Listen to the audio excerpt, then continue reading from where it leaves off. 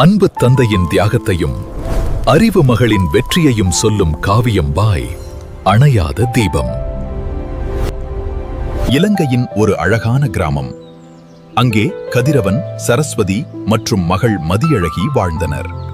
கூலித் தொழிலாளியான கதிரவன் தன் மகள் உயர வேண்டும் என்பதற்காக இரவும் பகலும் உழைத்தார். மகளுக்கு புது புத்தகங்கள் வாங்கி கொடுத்த தந்தை தன் கிழிந்த செருப்பை தைத்து போட்டுக் கொண்டார். தந்தையின் தேய்ந்த செருப்பும் தாயின் பசியும் மதியழகியின் மனதில் லட்சிய நெருப்பை வளர்த்தது.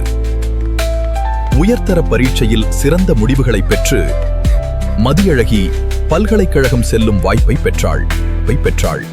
விடுமுறை நாட்களில் சும்மா இருக்காமல் கிராமத்து ஏழை பிள்ளைகளுக்கு கல்வி கற்பித்து வழிகாட்டினாள்.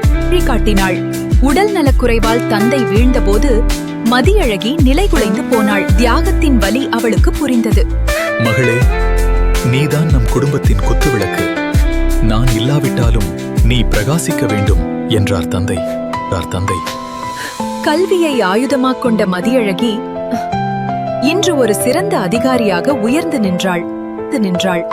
தன் தந்தையை வேலைக்கு செல்ல விடாமல் அவரை நிழலில் அமர வைத்து அழகு பார்த்தாள் அந்த மகள். பெண் கல்வி ஒரு குடும்பத்திற்கே வெளிச்சம். தந்தை எனும் அஸ்திவாரத்தால் தான் குடும்பம் உயர்கிறது. தந்தை உருகும் மெழுகுவர்த்தி என்றால் மகள் அந்த ஒளியில் சுடர்விடும் அணையாத தீபம். Please subscribe